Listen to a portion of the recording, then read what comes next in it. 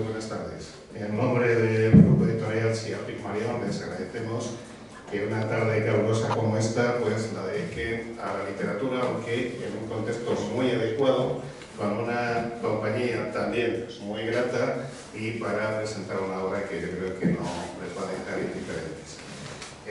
Quiero agradecer en primer lugar a la Biblioteca Eugenio Trías que nos siga acogiendo para presentar obras especiales como este libro y como los autores con los que comparto la mesa, y sobre todo, repito, en un contexto como este en el que ya se barrunta la Feria del Libro de Madrid, que se inaugura el próximo día 27. Ya están instalando las casetas y en breve desplazaremos nuestra oficina al Retiro, lo cual siempre es grato, y especialmente porque nos reencontramos con los autores y con los lectores.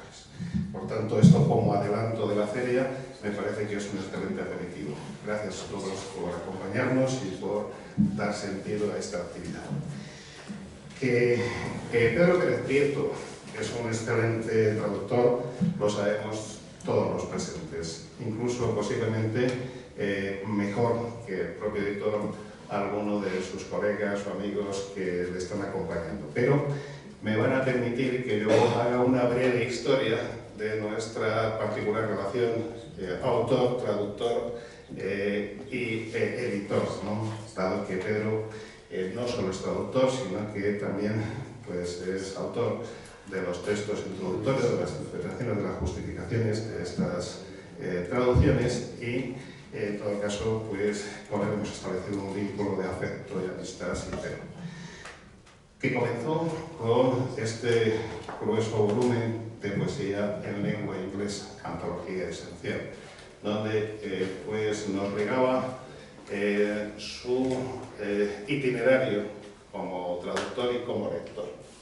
Aquí se recogían la mayor parte de los autores que había traducido a lo largo de diferentes etapas, y en su conjunto consideramos que es una de esas obras que justifica nuestra labor como editores. Es un libro que apareció en el año 2014 y desde entonces hemos acudido casi con una regularidad anual a la cita con Pedro Pérez Prieto y con sus traducciones. Este libro sonetos que publicamos en una extinta colección, pero que mantenemos, puesto que creemos que es un libro también fundamental, esencial, ya tuvo una primera publicación. Y ahí es donde conocimos al autor. Cuando nosotros publicamos una traducción de los sonetos de Shakespeare en prosa, y nos dimos cuenta que en el mercado había una excelente traducción en verso. Con el paso del tiempo pudimos conseguir editar estos sonetos, y yo no descarto incluso plantearle al propio autor que en el futuro hagamos una nueva edición de este libro, una edición ya fuera del formato de esta colección, donde pretendíamos publicar la mayor parte de las obras de Shakespeare en edición bilingüe, pero solo salieron 2 libros. Es lo que tiene el devenir editorial, que hay unas colecciones que se consolidan, como por ejemplo Pigmalión Poesía, y hay otras que desaparecen porque de alguna forma los lectores son los que deciden. Después de estos sonetos shakespearianos, publicamos en el 2015 otro de nuestros autores de cabecera, y que formaba parte, alguno de los textos formaba parte de la antología, pero le comentamos a Pedro que el Corsario era uno de esos libros que nos había acompañado a lo largo de mucho tiempo, y que consideramos que era un buen legado para nuestros lectores fieles, y concretamente estábamos pensando en los nietos y en los hijos, porque la obra está dedicada precisamente a ellos. Es una obra que nosotros también le pusimos mucho cariño, que ilustramos, al igual que el libro que presentamos, y que guardamos como un pequeño tesoro. Pero después nos surgió otro libro especial. Si se dan cuenta ustedes, todos estos libros son libros que tienen un encanto peculiar, ¿no? Y es cuando nos propuso el propio autor la historia de Cardenio, pero en una adaptación de Lewis Stewart y como autores, ya saben ustedes, que obviamente está vinculada a Shakespeare, pero también está escrita a la limón, a cuatro manos, con John Fletcher. Es una obra en la que se demuestra la relación literaria entre Cervantes y Shakespeare, y donde se deja pues entrever la posibilidad incluso de que se hubiesen conocido. Es lo que hace el magnífico prólogo, yo creo que es un excelente texto introductorio, el pórtico de José Manuel Lucía Mejías. También tiene el prólogo de Marina Castiñeira Ezquerra. Y bueno, pues este es otro de esos libros especiales que apareció obviamente en la colección Candilejas, ¿no?, de teatro. Y bueno, pues el libro que hoy presentamos estaba previsto que apareciese justo antes del comienzo de la pandemia, pero como ustedes saben, hemos sufrido 2 años en los cuales nuestros planes, nuestros proyectos se han desbaratado. Menos mal que estamos volviendo a una cierta normalidad y en todo caso nuestro trabajo editorial lo retomamos. No lo suspendimos durante la pandemia, pero sí se ralentizó sobre todo el tema de la aparición de las novedades editoriales, ¿no? Este era un libro especial, un libro al que queríamos dedicarle tiempo, un libro que incluye a su vez 3 libros, ¿no? Pero incorporar a Coleridge, que también estaba en esta antología esencial de la que hablaba antes, ella con libro o con libros propios, pues era algo que nos apetecía mucho, y además una edición ilustrada como esta, las personas que han tenido ocasión de adquirirlo, de hojearlo, verán que está muy mimada la edición, está realmente muy cuidada, porque pretendemos que sean de esos libros especiales, ¿no?, de esos libros que perduran, esos libros que tienen personalidad propia. Al menos nosotros lo hemos hecho con esa intencionalidad. Y bueno, pues aunque apareció el pasado año, no pudimos presentarlo. Por eso está bien que lo presentemos porque además se da la circunstancia de que estamos cumpliendo nuestro 25º aniversario. Y en estos 25 años hemos publicado muchas obras, pero hay algunas que supongo que nos van a sobrevivir y que darán cuenta de nuestro trabajo como editores. Por supuesto, también hablarán de los traductores y de los autores. Tenemos otros proyectos con Pedro Pérez Prieto, a pesar de que él se va a trasterrar. De hecho, ya está casi trasterrado, pero... ¿Perdón? Que ya veremos. Ya veremos. Bueno, es un hombre prudente, pero lo cierto es que su destino está fuera de nuestras fronteras, ¿no? Es lógico, uno va donde está su familia y la familia lo reclama a uno, aunque todos estos en el fondo también son hijos de tinta y papel de Pedro Pérez Prieto. Por tanto, lo que quería es hoy presentarles la familia literaria que ha logrado acuñar dentro del grupo editorial Siam Pigmalión. Yo le quiero agradecer a Pedro pues todos los proyectos, la deferencia y el trato siempre grato y la posibilidad, espero, de que mantengamos ese vínculo a pesar de la distancia que va a poner física, ¿no? Pero que duda cabe que, como decía al comienzo, todos estamos absolutamente convencidos de que Pedro Pérez Prieto es un excelente traductor, y al menos a nosotros, al grupo editorial Siam Pigmalión, nos gustaría mantener esa relación, esa peculiar relación que hemos mantenido durante unos cuantos años y que espero que podamos mantener durante otros muchos. Y hoy para la presentación pues hemos traído a otro autor muy querido para nosotros, un joven filólogo, actor y poeta que bueno, pues en poco tiempo se ha convertido también en una de esas piezas esenciales, ¿no?, en nuestro trabajo y en nuestra vida. Me refiero a Daniel Miguel Ángel, a quien, para no cansarles más, le cedo la palabra y para quien les pido un fuerte aplauso. Muchas gracias.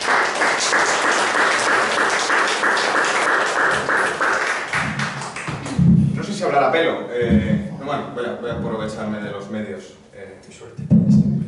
Eso grabó, pero... Bueno, muchas gracias, Basilio, por esta loa introductoria. Es un placer estar siempre a tu lado en estos partos literarios, y más en esta ocasión en que Pedro ha tenido bien invitarme a este parto de este libro tan bonito, que ya había tenido ocasión de ojear hacía unas semanas, porque estaba expuesto, creo, en la colección del 25 aniversario de esa exposición que hizo el grupo editorial en la Universidad Complutense de Madrid, y a su recogida, justo echando un cable a los amigos, pues pude echarle un ojo, y que me iba a decir que semanas después iba a estar acompañando a Pedro en esta presentación.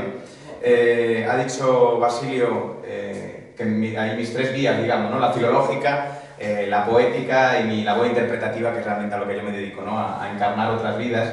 Así que, como yo no soy realmente especialista en Coleridge, sí que filólogo y amante de la obra del poeta, pues había pensado en abordar esta pequeña presentación de acuerdo a esas tres vías, ¿no? Y cerrar, si me permiten, con una pequeña lectura de algún fragmento, que en realidad es a lo que me han llamado.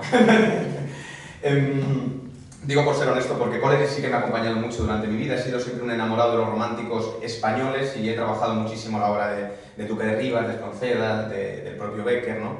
Y de Rosalía y otros autores, ¿no? Pero los ingleses siempre han estado en mi corpus vivencial y en mi biblioteca personal. Y esta obra de hoy, como van a tener a bien ver, es un tesoro de bibliotecas, porque el trabajo de Pedro, que es, ya le daremos la palabra para que nos cuente porque es encomiable, merece muchísimo la pena, ¿no? Ya solo por la traducción, y los versos de Coleridge ya lo merecen de por sí, merece la pena que lo tengan en sus bibliotecas.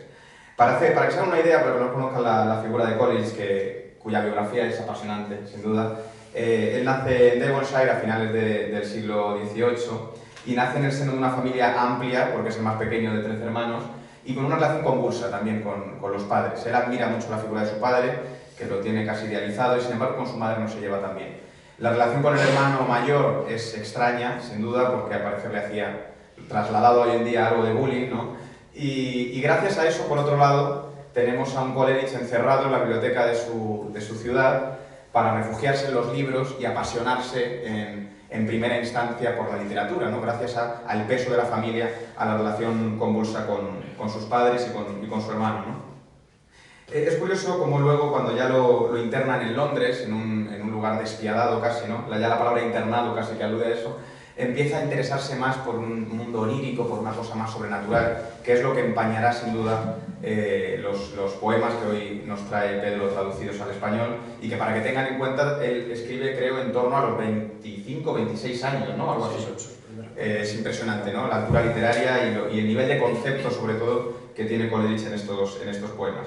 Luego es curioso también, a mí me interesa mucho como actor, porque cuando él luego entra a la universidad descubre las ideas políticas de la Revolución Francesa, que luego echará por tierra años más adelante, y escribe un drama, que si tienen oportunidad ojen por ahí, un drama con un colega suyo, en torno a la caída de Robespierre, ¿no? The Fall of Robespierre, y es un drama apasionante, un drama histórico con un punto poético también, que es interesantísimo, ¿no?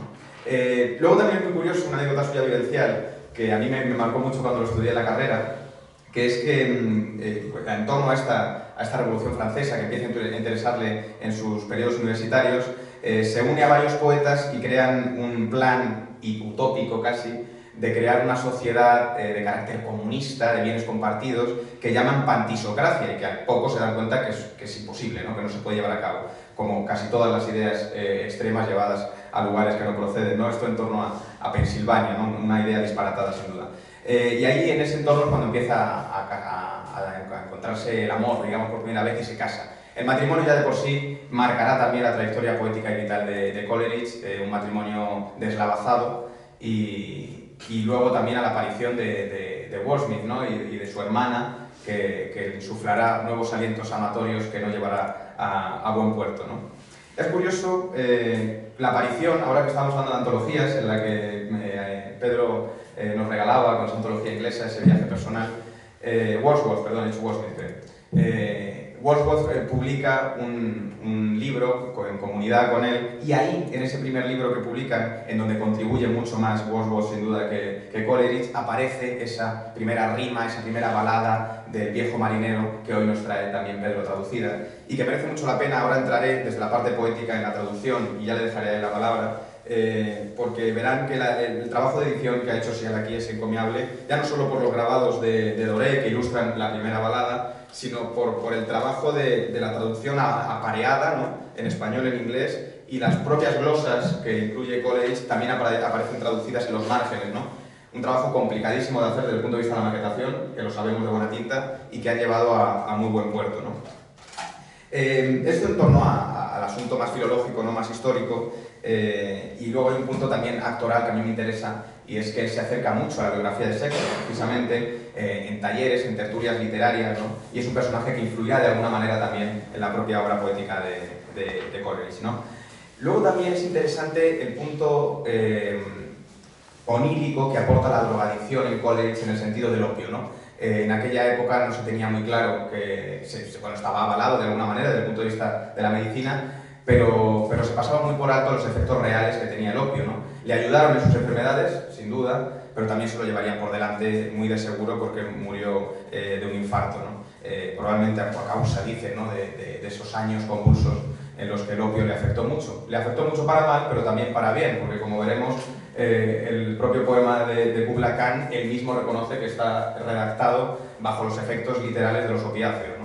Entonces, bueno, ese punto de la drogadicción, de lo sobrenatural, de lo onírico, afectará a la vida de Coleridge, pero también a su obra poética, y eso es lo que nos ha llegado, ¿no? Esto en torno, como digo, a esa parte más histórica, más filológica, que a mí me interesa.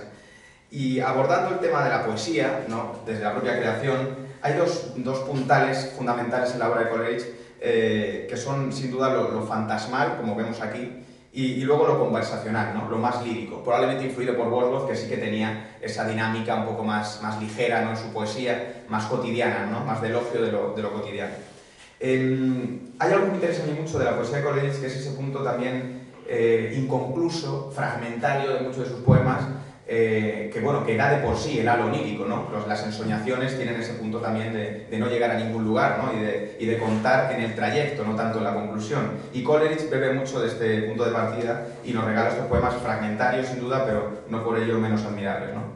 Y difiere mucho, como digo, de la poética que tenía su amigo Wordsworth, que se basaba más en el everyday life, ¿no?, en la vida cotidiana. Entrando de lleno en el tema de la traducción de Pedro, que como digo es un trabajo ímprobo, sin duda y encomiable, porque para que tengan en cuenta no hay un balance perfecto entre la exactitud de la forma, es decir, la traducción literal de lo que quiere contar Coleridge, y la suntuosidad, la sensualidad del poema, ¿no?, de lo que es el sentido profundo de la poesía, ¿no? No se basa solamente en una traducción literal, sino que quiere mantener la altura intelectual, literaria y de concepto que tenía el propio Coleridge. No quiero entrar mucho en esto porque creo que Pedro nos hablará bien sobre ello, pero sí que quiero dejar constancia de un apunte que me interesó muchísimo cuando lo leí, y es que ha hecho un ejercicio para la rima irregular, ¿no?, para la rima interna, que no se basa tanto en la longitud versal, es decir, ha pasado, como creo, los versos más cortos al octosílabo español, si es así, y los versos más largos al endecasílabo, ¿no?, que son las dos grandes, decía Damaso Alonso que eran los dos grandes patrones de la métrica contemporánea de su época y de la clásica, ¿no?, el octosílabo y el endecasílabo. Un trabajo dificilísimo, sin duda, que nos contarás, que te habrá llevado muchísimo trabajo, pero que lo hace muy hermoso, ¿no?, porque muchos poetas, hablábamos justo ahora antes de empezar, o muchos traductores se basan únicamente en la traducción literal, independientemente de la rima o de la longitud del verso, ¿no? Simplemente por hacer tres apuntes en torno a los poemas que componen el libro, nos encontramos con esa balada del viejo marinero que he contado al principio, ¿no?, que publica en ese libro con Wordsworth, y que es un canto de carácter alegórico, ¿no?, en el que un viejo marinero mata a un albatros, y esto es un símbolo, ¿no?, una metáfora de sus crímenes vitales, ¿no?, y a consecuencia de esos crímenes empezarán una suerte de visiones extrañísimas, sobrecogedoras, que rondarán a ese marinero, ¿no? Añade además una moraleja final en el poema, pero es que el poema en sí mismo, luego leemos un fragmentito si les parece, es en sí mismo una moraleja, ¿no?, un canto. Luego Kubla Khan, que es un canto que, como decía, estaba compuesto bajo los efectos del opio y que tiene unas imágenes potentísimas en torno a Kublai Khan, ¿no?, el quinto y último gran Khan del imperio mongol, y tiene ese punto, pues ya saben, ¿no?, arabesco, oriente antiguo, lleno de ritualidad, de cantos mágicos, ¿no?, que empañan todo el regusto del poema, ¿no? Y donde Coleridge demuestra una imaginación desbordante.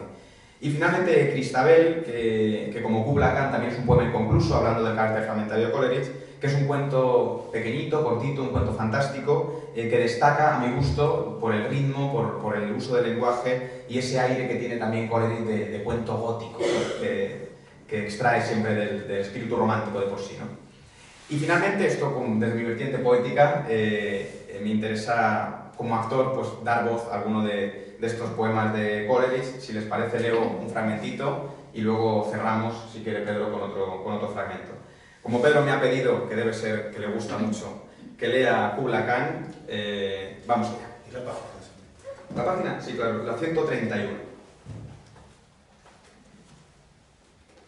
En Sanadú, Kubla Khan, una señera cúpula de recreo, decretó donde Alfa, el río que es sagrado, corre por cavernas inmensas para el hombre hacia un mar sin sol. 10 millas de fértil tierra con muros y torres cerca. Allí, arroyuelos que en jardines brillan, allí abundoso árbol que incienso en flor, y aquí bosques viejos, cual las colinas que envuelven verdes rincones de sol. Oh, cima de misterio, que onda baja bajo los cedros por la verde loma. Franja salvaje, sacra y hechizada cual si, en luna menguante, frecuentada por mujer que a su diablo amante implora. Y de este abismo, torbellino hirviente, cual jadear de tierra permanente, brotó una fuente fuerte y caudalosa, que en veloz e intermitente estallido voltea cual granizo que rebota o cual grano pajizo sobre el trillo. Y en medio de estas rocas de repente se alzó el río sagrado para siempre. Moviéndose en meandros muchas millas, por bosque y valle el sacro río corre, y en las grutas inmensas para el hombre, en tumulto se hundió en una mar sin vida. Y en el tumulto oyó a lo lejos Kubla voces de ancestros que la guerra auguran. De la cúpula a la sombra, entre las olas flotaba, al compás mezcla sonora de grutas y de fontana. Milagro de artificio, admiración, grutas de hielo en cúpula de sol, con un salterio, una dama, en una visión de un día. Era doncella Abisinia, y su salterio tocaba, cantando al monte Aborá.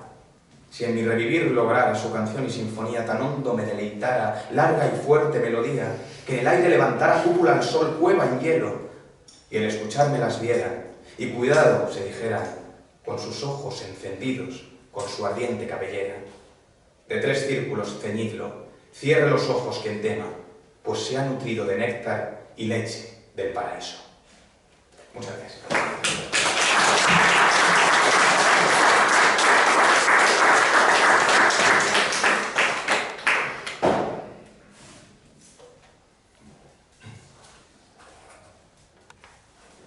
Bueno, gracias a todos los presentes por acompañarnos en esta presentación y veo que no somos muchos, pero buenos, eso, bien avenidos y buenos. Tenemos aquí, se han juntado familiares, compañeros del primero de bachillerato, como estaba comentando cuando iniciamos el primero de bachillerato, el antiguo, de hace, cuando teníamos 11 años, compañeros de trabajo, bueno, ya jubilados.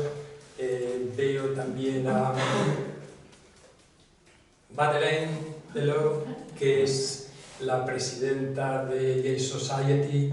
Veo a Michael Connolly, que es secretario de... Sí.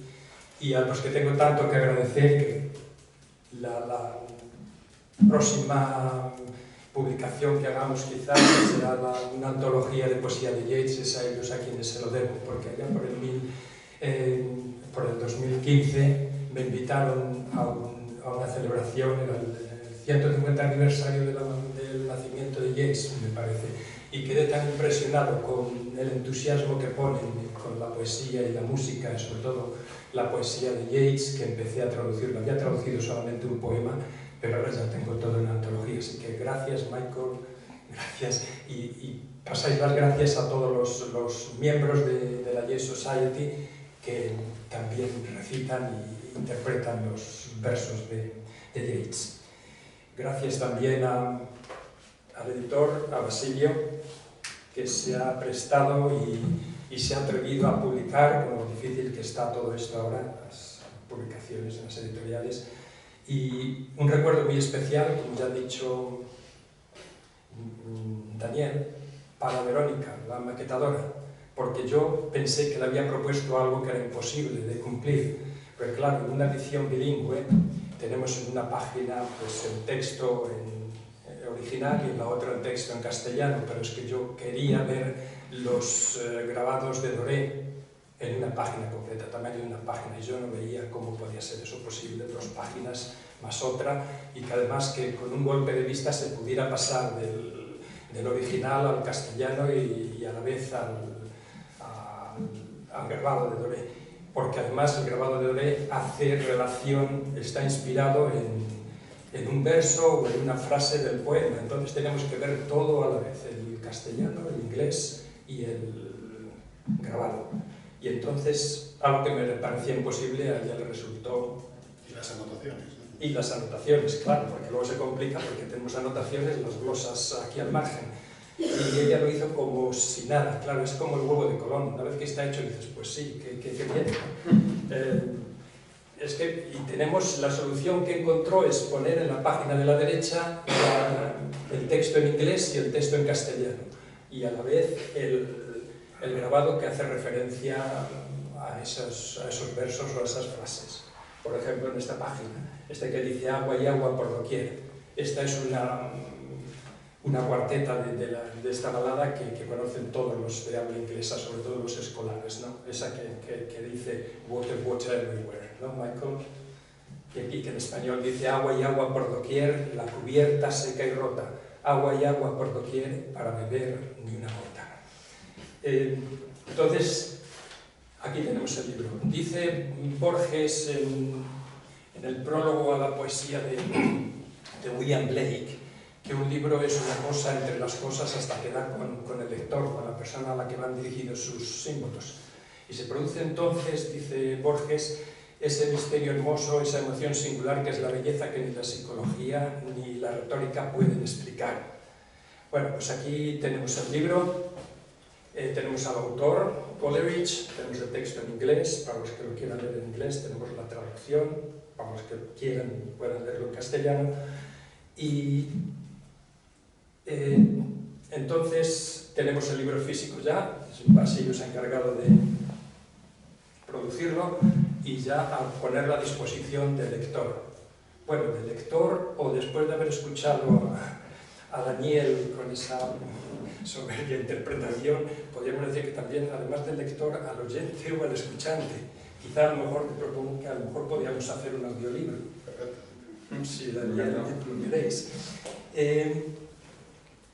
No voy a hablar de mi traducción porque ya se han referido a ella y lo han hecho muy bien, y les agradezco las palabras que han tenido tan amables. Voy a hablar de la traducción en general y de la responsabilidad del traductor, porque es lo que me ocupa y me preocupa. Yo cuando... sí, de la responsabilidad del traductor. Decía José Saramago que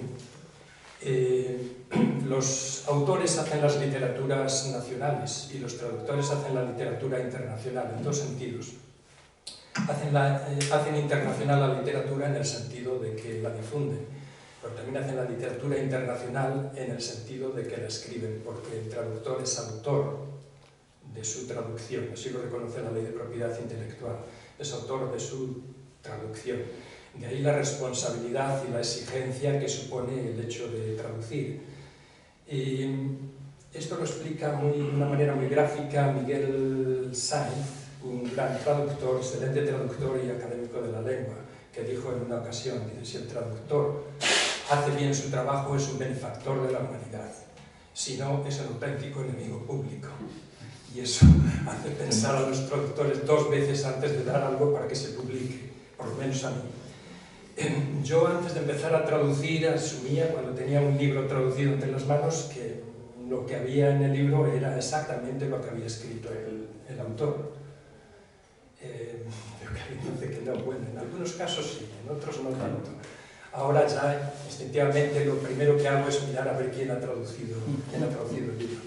Yo creo que tuve mucha suerte de la forma que empecé a traducir, porque lo hice de una manera normal, dando el sentido común, de manera natural. Decía, me acuerdo en la presentación de la antología, no sé si recuerdas, Maite Gallego, compañera de traductora, no solamente traductora, sino Premio Nacional de Traducción por un libro, el mejor libro traducido, además a toda una obra, y hablaba de candidez. Me decía que lo mío había surgido de la candidez. Bueno, y voy a explicar, he tenido suerte porque lo he hecho como de una forma natural, no me he enredado con las teorías que hay sobre traducción.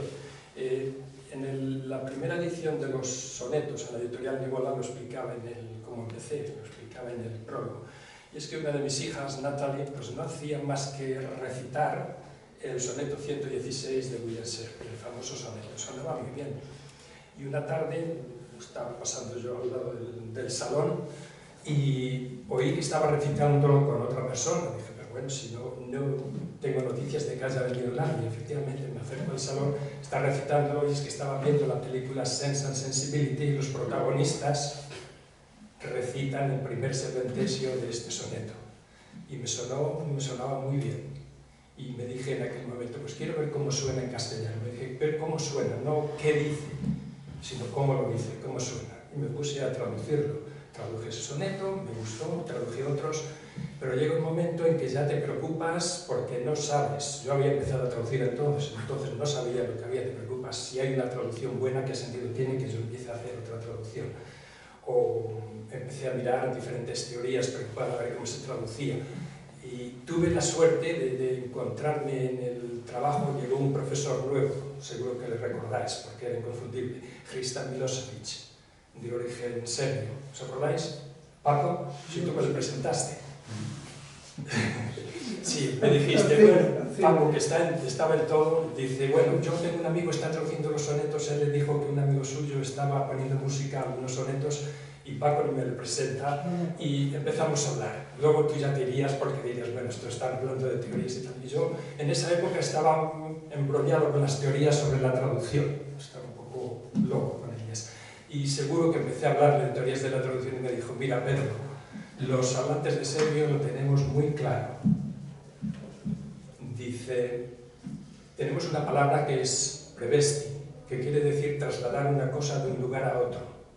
De manera física o de forma alegórica. Dice, pero trasladar una cosa de un lugar a otro. Y lo que hace el poeta es pebati, tenemos esta palabra pebati que significa cantar. Y lo que hace el traductor de poesía es prepebati, que es al pie de la letra traducir literalmente transcantar. Y dice, así de fácil, así de simple y así de sencillo. Y yo pensé para mí, dije, sí, bueno, fácil y sencillo de decir, hacerlo ya es más complicado. Entonces, sobre las teorías, yo dejé entonces un poco las teorías a un lado, porque la traducción es eminentemente práctica, y hay teorías que son sensatas y razonables, pero hay otras que son disparatadas. Por ejemplo, las que insisten y afirman la intraducibilidad de la poesía cuando se llevan siglos y siglos traduciendo y se seguirá por los siglos de los siglos. Esas teorías que afirman la intraducibilidad de la poesía me recuerdan un poco a la famosa paradoja de Aquiles y la tortuga, de Zenón de Elea, que negaba ontológicamente el movimiento. Ponía el ejemplo de Aquiles y la tortuga, que iniciaban una carrera, Aquiles el más rápido de la época y la tortuga un animal lento. Le damos, por ejemplo, 100 metros de ventaja a la tortuga, entonces decía que cuando eso Ricardo era experto en estas cosas de matemáticas, que cuando Aquiles llegaba donde había comenzado a correr la tortuga había avanzado ya, porque era 10 veces más rápido Aquiles, una décima parte de lo que había recorrido Aquiles, y así sucesivamente. Cuando llegaba donde había comenzado, o sea, desde el final de esa décima parte, había recorrido otra décima parte, y así indefinidamente. Pero había un señor allí, un tal Diógenes, que dijo, mira, el movimiento se demuestra andando, y cogió y se marchó. Entonces, a los que insisten en la intraducibilidad de la poesía, yo les digo que la poesía, la traducción, se demuestra traduciendo. Suelen decir que es que hay traducciones malas, y suelen coger un ejemplo de una traducción mala, pero eso lo único que indica, lo único que prueba es que esa determinada traducción, esa traducción concreta, es mala. Basta, y es que los casos negativos no prueban nada, basta un caso positivo, y hay muchos, para demostrar que la traducción de poesía es posible. Y entonces, bueno, pues yo por eso sigo traduciendo, porque creo que es posible. ¿Y cómo traducir? Ahí está el quid de la cuestión.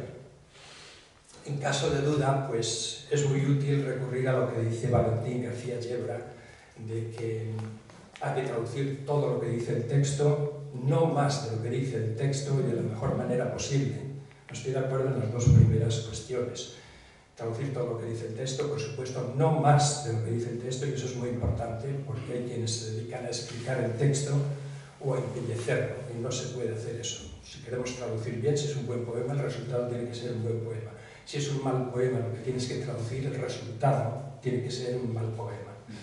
¿De acuerdo? Entonces, no hay que añadir absolutamente nada. En cuanto a la cuestión de hacerlo de la mejor manera posible, claro, es muy relativo y muy amplio. Uno puede tener la mejor voluntad del mundo y hacer una traducción excelente o hacer una traducción desastrosa. Entonces, ¿cómo traducir? Yo suelo recurrir al término de equivalencia. Ya sé que hay muchas teorías y tampoco se ponen de acuerdo en la cuestión de la equivalencia, pero yo creo que hay que ser sensatos y recurrir al sentido común. Yo creo que la traducción debe ser equivalente y aceptable en la lengua de llegada. Por equivalente, pues entiendo simplemente que tiene que ajustarse lo más posible al texto original. Y aceptable en la lengua de llegada, pues que suene bien. Si hay una forma de un poema que es similar y parecido, pues se recurre a ello, si no habría que inventarlo. De todas formas, en cuanto a la tercera cuestión, yo creo que se solucionaría diciendo que la traducción debe ser una buena traducción, porque todo el mundo sabe lo que eso significa. Y me parece muy bien lo que dice una compañera traductora, que tiene un artículo muy interesante, que dice que no se pueden dar por buenas traducciones, que se dejan por el camino la genialidad del poema original, donde quiera que ésta se encuentre. Yo creo que tiene toda la razón. Y entonces, ¿cómo hacerlo? Pues la equivalencia tiene que ser, en eso estamos en teoría todos de acuerdo, tiene que ser estilística, pragmática y semántica, es decir, que tenga unas formas, unas características similares, pragmática, que los efectos del poema sean los mismos, claro, tiene que conservar la genialidad del poema, y semántica, que los sentidos sean en la traducción los mismos del poema. Pero hay muchísimas personas que no lo entienden así, y muchos traductores de poesía piensan que existe una equivalencia semántica simplemente con hacer una traducción literal, pero es que no puede haber equivalencia semántica si no hay una equivalencia estilística y pragmática. Si no produce los mismos efectos y no tiene una forma similar, no se puede. Porque en todo texto literario y en un poema en especial, con más intensidad, hay una serie de relaciones entre los diferentes elementos lingüísticos que dan lugar a una de significados perceptibles. Y eso es lo que hay que trasladar, eso es lo que constituye el dialecto estético del poema, que es lo que hay que trasladar. Y el resultado de toda esa interconexión entre los diferentes elementos, entre planos lingüísticos, entre el plano fónico, el morfosintáctico y el semántico, tiene que ser un resultado que es inseparable, no se puede distinguir forma y contenido, porque es que el contenido está en la forma, y la forma es el contenido desplegado. Entonces no se puede hacer una traducción, bueno, se hace una traducción literal y decir que es una traducción, una buena traducción, porque deja fuera lo que decía Natalia Carvajosa de la genialidad del poema. En cuanto a estos poemas, es curioso, bueno, ya habla Manuel Neila en la introducción, en el prólogo de la recepción que han tenido en España, y es curioso porque hay, bueno, vi un artículo, es de 2001, pero no ha variado mucho la situación. Hacía un estudio de la recepción de estos tres poemas en español, castellano, y comentaba que había 13 traducciones de la balada del viejo marinero, 6 de Kubla Khan y de Cristabel una solamente. Y yo creo que tiene su explicación. La balada del viejo marinero es más asequible, es una historia, es casi completo, digamos, y es más fácil. Además, la balada es la tradición baladística europea, no se corresponde en España con el romancero, entonces por eso elegidos son los otosílabos, y los versos que son más largos, pues en decasílabos, o incluso a lo mejor un verso de 16 sílabas disfrazado en 2 octosílabos, si hay que combinar la rima en el mismo verso, si hay rima interna. Entonces, este poema es el más conocido, pero es una lástima porque no conozco todas las traducciones, pero por lo que he visto en este artículo y lo que he observado después, la mayor parte de ellas, si no todas, hacen una traducción literal. Lo mismo ocurre con Kubla Khan, solamente 6 versiones, y es extraño que siendo un poema tan cortito no tenga más traducciones. Pero la persona que escribía este artículo decía que era una lástima también que no hubieran traducido el prefacio que viene con el poema, porque es parte del poema, ya se ha referido Daniel a ello. La cuestión es que este hombre tenía una dolencia, le habían recetado opio, había estado tomando opio y un día estaba leyendo un libro sobre cuestiones orientales que hablaba de Kubla Khan, se quedó dormido y en el sueño, las visiones que tuvo, soñó que había escrito un poema más o menos de 200, 300 versos y lo vio con toda claridad, muy vivido. Resulta que se despertó y empezó a escribir el poema, pero vino un vecino, cuestión de negocios, le llamó, le entretuvo una hora y cuando volvió ya no pudo continuar. Entonces el prefacio es interesante leerlo y el poema está inacabado, pero eso es lo que le da precisamente, produce el interés, como en todos esos poemas que no tienen un final. Yo creo que el romance del Leonardos, por ejemplo, ¿no? Yo no digo esa canción, sino que conmigo va, hay quien interpreta el que va, pero yo prefiero que no me diga quién va con él. No, que digo, que hay quien dice que los poemas no se acaban, se abandonan, así que cada uno los abandona cuando puede, como quiere. Y luego tiene el lector o el escuchante, tiene que rehacerlos, claro. Entonces, luego en cuanto a Cristabel, a mí me extrañó que hubiera solamente una traducción. Bueno, me extrañó. Es más difícil de traducir, no es una historia tan clara, puede resultar a lo mejor un poco extraño al principio y no es fácil de traducir porque tiene medida, tiene rima y bueno, hay que tener en cuenta todas esas cosas. Pero es que además lo que me extraña es que siendo el poema más seminal de los tres son famosos porque todos los escolares conocen estrofas de la balada del viejo marinero y Kubla Khan todo el mundo sabe el comienzo. Y en España, pues a pesar de que Inglaterra ha tenido tanta influencia en la literatura, en España solamente se hizo una traducción. Y yo intenté buscarla y la encontré en la traducción de 1987, Adolfo Saravia, y hace una introducción, un estudio de la vida y la obra del autor muy interesante, es una obra marcadamente académica, pero luego tenemos el mismo problema, que la traducción es una traducción literal. Y entonces ya quedamos en que eso pues, no implica que no tiene una equivalencia con el original. Además es curioso porque este es el poema que estaban leyendo en la famosa reunión en que estaban Lord Byron, Shelley, Mary Shelley, otra mujer y un médico. Y empezaron a leer el poema y Shelley tuvo que marcharse indispuesto, fueron a ver qué le pasaba. Y estaba apoyado en la repisa de la chimenea, sudoroso y con temblores. Y no había hecho más que leer. Había tenido él mismo una visión. No sé, sería muy sensible.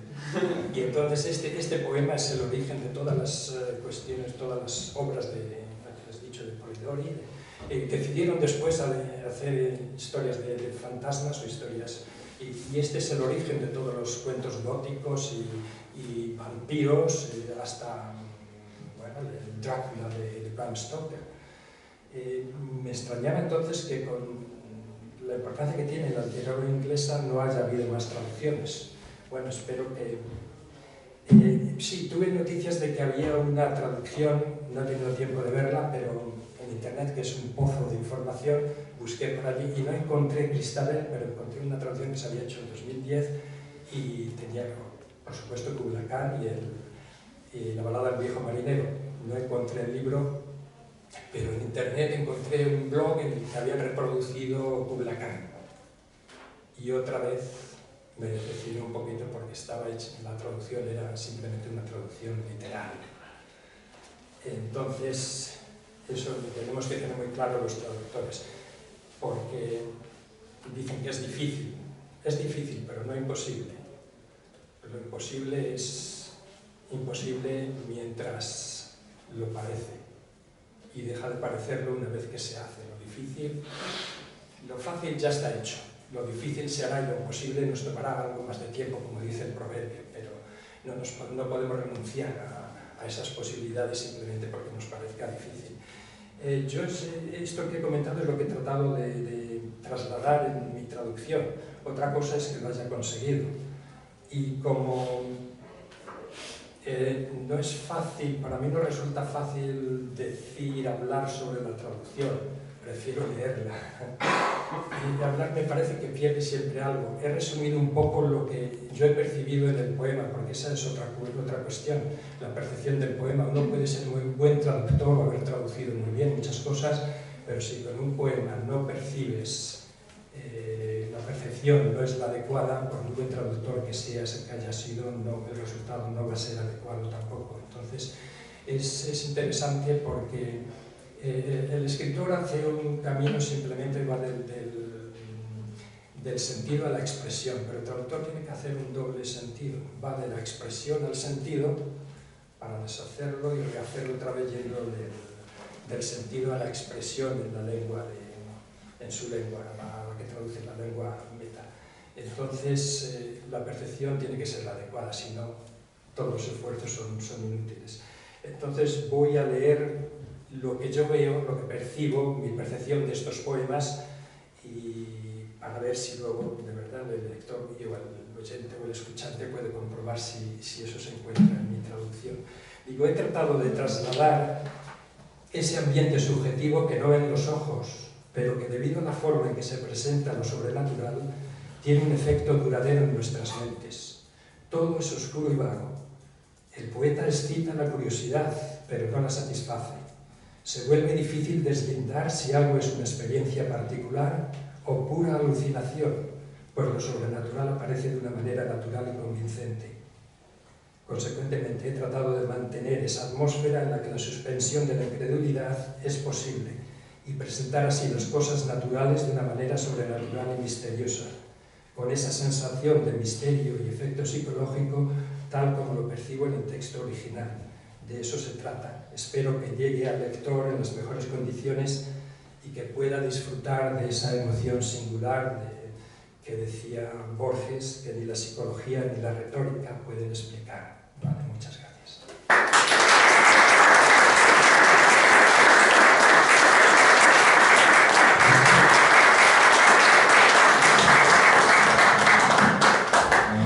Muchas gracias, Pedro, por esas reflexiones en torno a la traducción. Efectivamente, hemos conocido teorías muy diversas, ¿no? Desde aquellos autores que dicen que es imposible traducir poesía. Bueno, realmente, como tú has señalado, el traductor genera una nueva obra, es autor a su vez de una nueva obra, pero sí puede transmitir la esencia, la idea, los sentimientos y emociones que pueden cerrar un texto. Y ahí es donde se demuestra si estamos ante un buen traductor o no. Y por alusiones, decir que efectivamente en ese retraso de 2 años, Coleridge tendría que haber salido un año antes y James tenía que haber salido también el pasado año. No pudo salir, pero sí sacamos un aperitivo en la revista Bradamante, donde se publicaron una selección de poemas como adelanto a ese libro que tenemos programado. Esperemos que no vengan nuevas pandemias u otro tipo de condicionantes. Está previsto para la campaña de Navidad. Por tanto, esperemos que Pedro, si está todavía en ese proceso de cambiar de residencia, podamos tenerlo para presentar el libro, porque me parece que efectivamente era uno de esos autores de los que llevamos hablando ya años, ¿no? Y que nos apetece incorporar, aunque varios de sus poemas están, como decíamos antes, en esta antología, pero nos interesa incorporarlo ya por derecho propio, ¿no? Con esa magnífica traducción que está esperando el momento y que será en breve.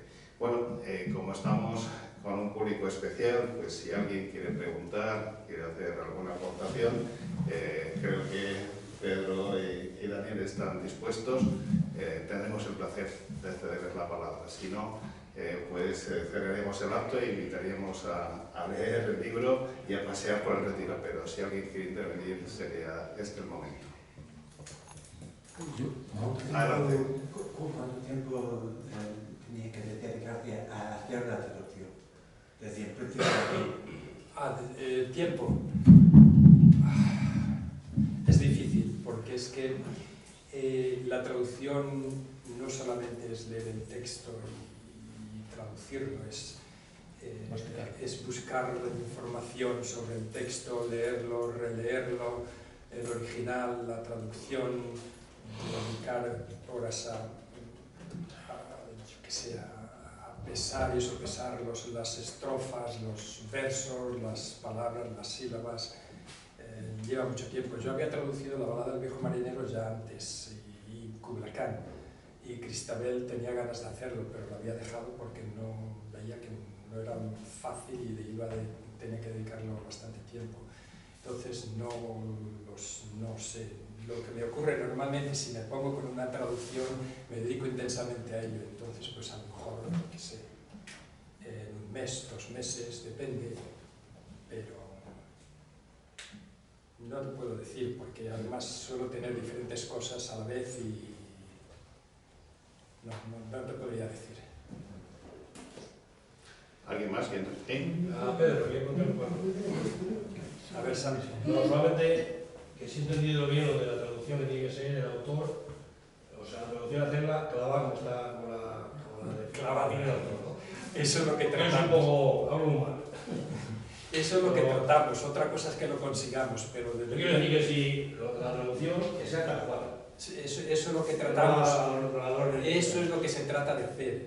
Perfecta no, hay gente cuando hay discusiones sobre estas cosas dicen que la traducción perfecta no existe. Digo, claro que no existe. Es que hay gente que pretende que la traducción sea, que suene exactamente igual, que tenga el mismo número de palabras, la estructura morfosintáctica sea la misma. Digo, pues eso es el texto original, entonces eso no lo traduzcas. Pero no, tiene que ajustarse y como he dicho, tiene que ser equivalente en todos los sentidos, en la forma, en el contenido y los efectos que produce sobre todo.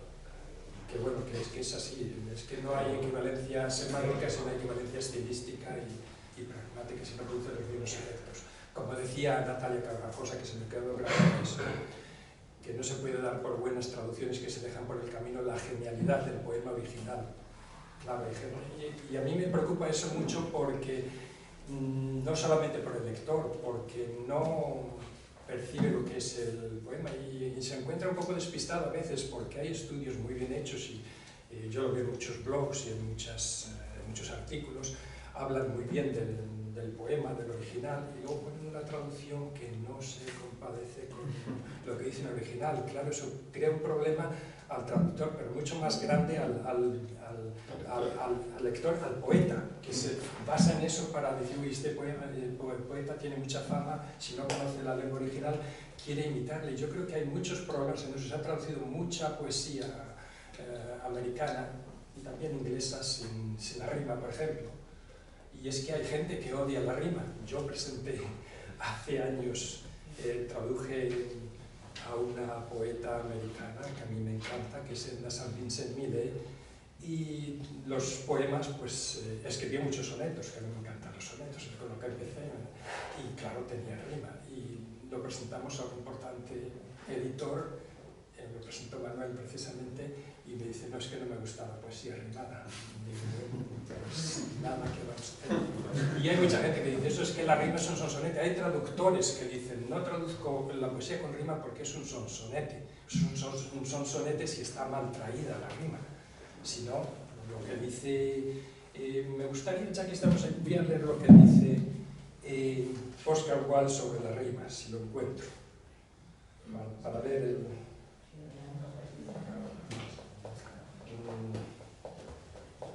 A ver si lo encuentro por aquí, porque merece la pena.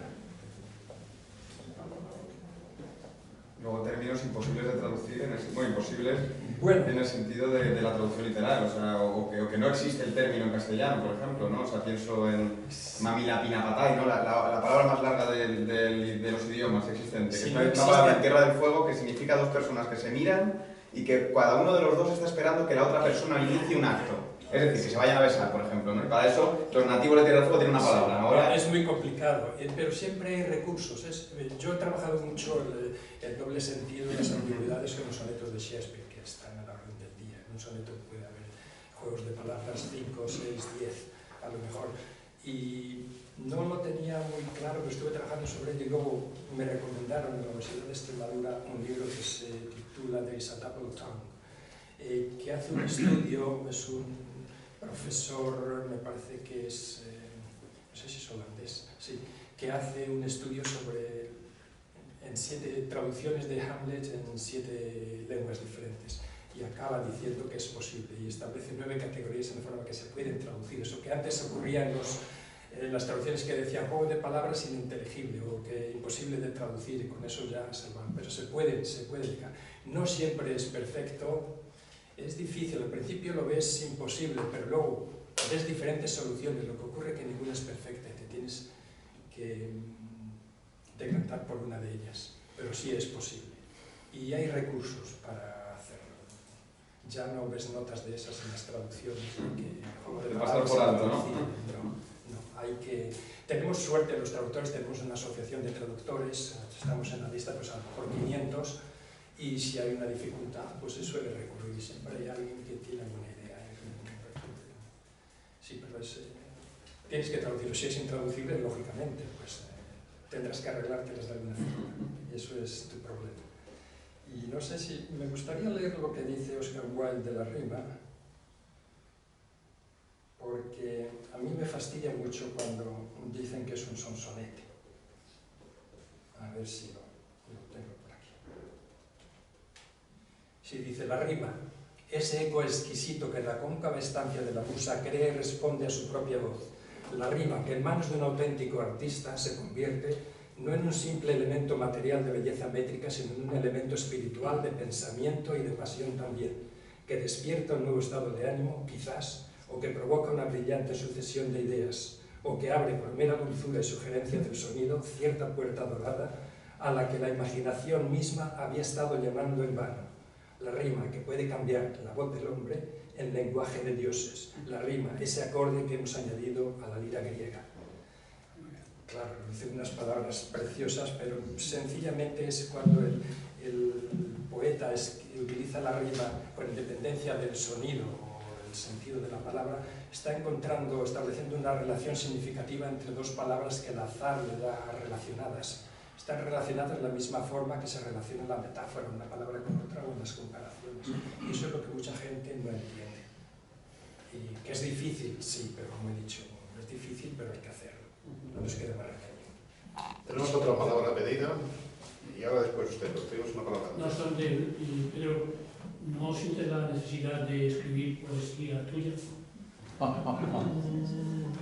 He escrito algunas cosas, pero viendo lo que hay, no me falta nunca, no necesito inspiración, lo tengo ahí.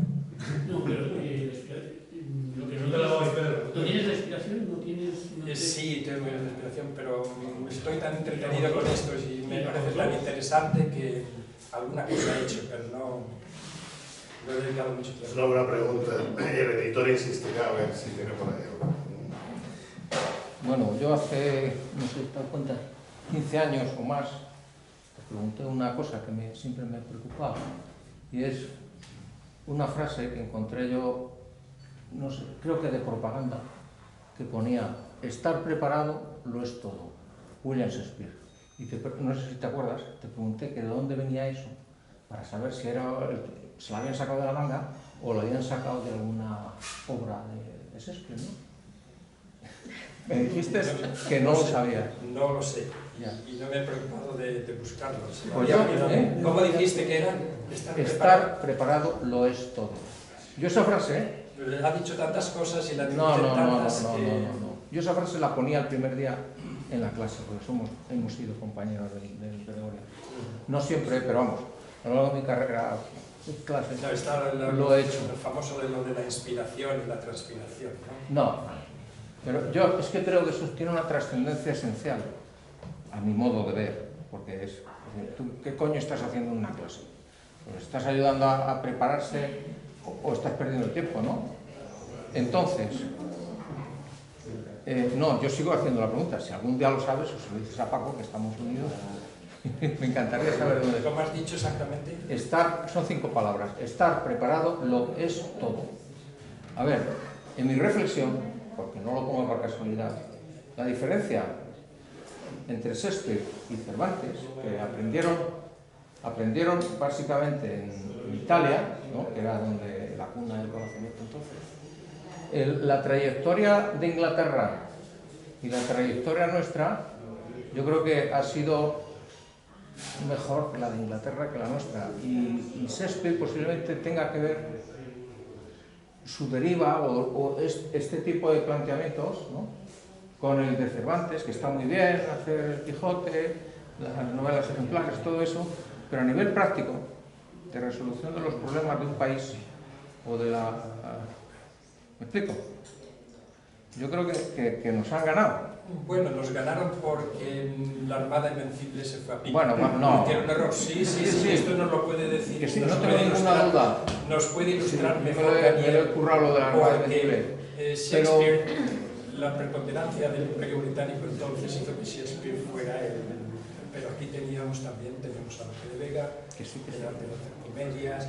La polimetría española, o sea... sí. Si hubiera vencido la Armada Invencible... Nos hubiéramos conseguido invadir aquí. Hubiera sido el canon, yo creo, es lo que dice que el mundo habría cambiado. Algún historiador, algún crítico inglés, yo le he leído decir eso. Pero al margen de eso, yo voy a la esencia del tema. Es a ver, nosotros somos...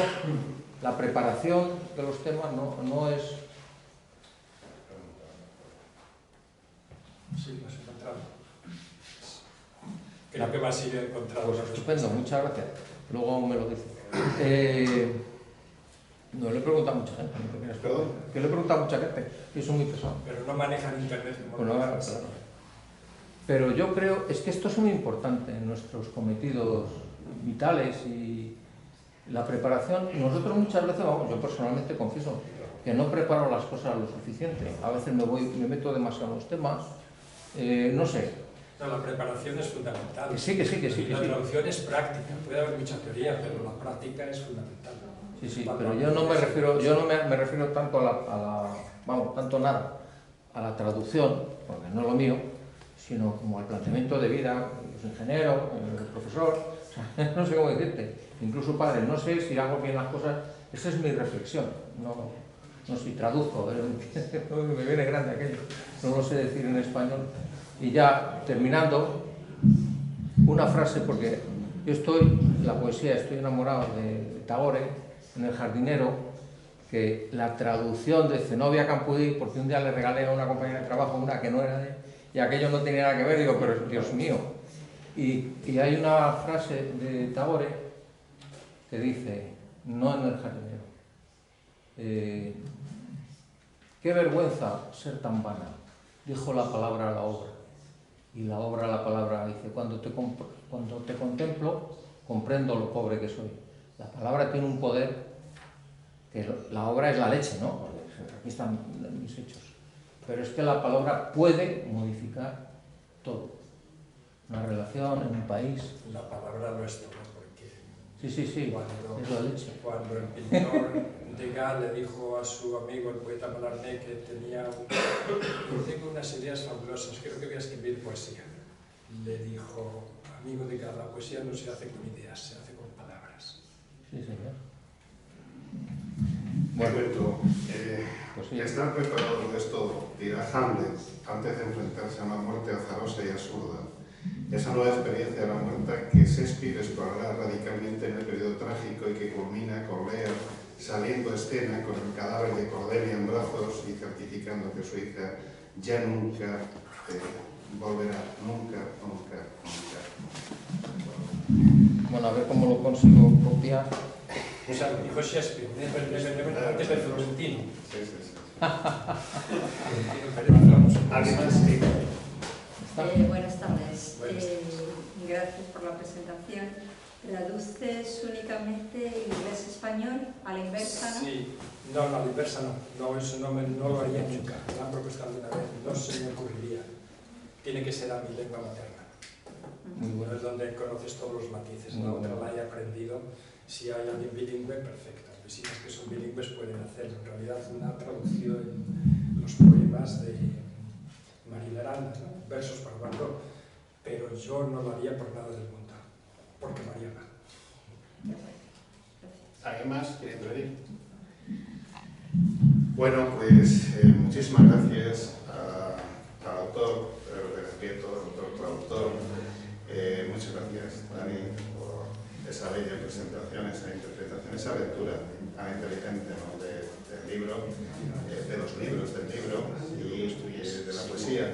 Y yo creo que la mejor manera de quedarnos con el eco de esta obra es que leas un poema, que ese sea el colofón de este acto, pero antes vamos a despedirnos, además de agradecer a Pedro, recordarles que a partir del 27 estarán todas estas obras de Pedro, y Pedro, todavía no me he fijado el día, pero Pedro estará también posiblemente el primer fin de semana de la feria, aquí muy cerquita, la caseta 212,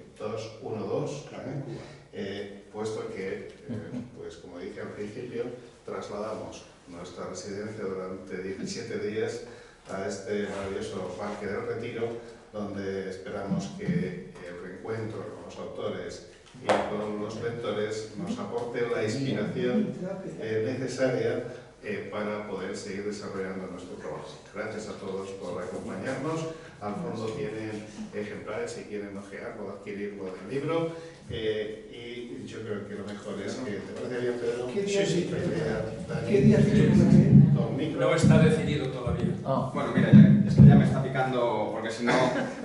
Cuidado que está la cámara. Hay un fragmento mítico de la balada del viejo marinero, que arreciando el vendaval llega al barco, ¿no? Y sucede lo siguiente. Mástil roto, proa hundida, cual quien de grito y golpe huye pisando sombra enemiga y la cabeza inclinando, voló el barco, rugió el viento y hacia el sur fuimos volando. Aumentó asombroso el frío y llegaron niebla y nieve y el hielo mástil flotante como la esmeralda verde. Y a través de la ventisca, acantilados de nieve, lúgubre brillo enviaban, nada en forma de hombre o bestia, el hielo nos rodeaba. Hielo por aquí, hielo por allá, hielo todo en derredor. Se queja y cruje, aúlla y ruge, cual ruido en un sopor. Un albatros, finalmente, cruzando la niebla vino, cual cristiano a saludarnos en nombre del ser divino. Nunca había así comido, vuelta tras vuelta voló, rompe un trueno con su estruendo, hielo que guía él cruzó. Se levantó viento en popa, el albatros nos seguía, si le llaman por jugar o por comer, acudía. Con nube o niebla, en mástil o vela, 9 tardes se posaba, mientras que la noche entera, por entre la blanca niebla, la luna blanca rielaba. Dios te salve, marinero, de demonios acosado. ¿Por qué? Contesta, con mi ballesta al albatros yo he matado. Muchas gracias.